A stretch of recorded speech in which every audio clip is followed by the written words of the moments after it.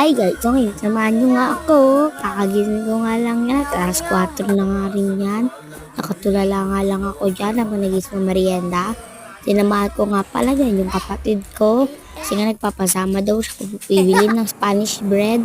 Ito nga pala yung pera. Yun nga pala yung kasama ko ng kapatid ko, bunso. Ay, dalawa lang pala kami. So, ayan na nga. Wala nga yung Spanish bread. Kaya bumunod muna kami. Ilan yung nabunot mo? Sabi ko nga yung maghanap, pero napunta kami sa bunot. Pitong peraso nga pala yung minano ko nga dyan. Akin yung 4, kanya 3, de char lang. So ayan na nga, bumili na nga kami ng Spanish bread sa bakery na lang. Ano nga pala yung binili namin yan. Pauwi na rin kami, nasa daanan na nga kami yan, papuntang bahay. Ayan na nga.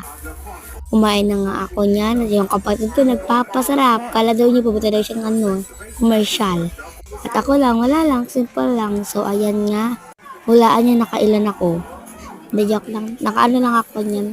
2 kalahati lang naman yung nakain ko. Di mo na ako malakas kumain. Wala. Kasi kaming 4 nga lang yung mahilig sa Spanish bread. Si mama, si papa, ako at kapatid ko. Yan na nga yun.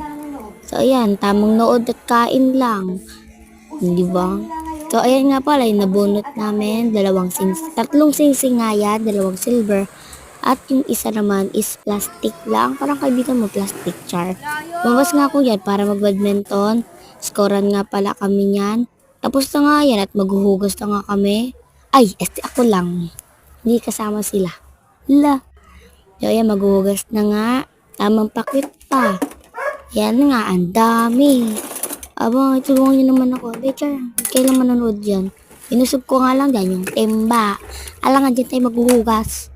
Ginawa ko na rin yung upuan. At yung mga gagamitin ko na, hindi ko nasasabihin. Ang kailangan mo ng timba, mahugasin at ano lang. Yun na yun. So, tapos na nga ako niyan. So, ayan, tinulungan nga pala ako ng kapatid ko. Mabilis ako natapos. Siya tika taob. Baka sabihin nyo ano tong kapatid ko. Hindi. So, nanunungkot na nga ako. Yun, nasusuotin ko. So, ayan. Tapos na nga ako yun. Maligo. Hindi pa ako nagsusuklay niyan. Pero kumuha ko ng tinapay sa taas. Inutusan nga ako niyan. Kaya naputol. So, ayan. Kumuha lang ako ng cheesecake. Tsaka Yakult. Kay mami nga yan. Pero nagpaalam naman ako.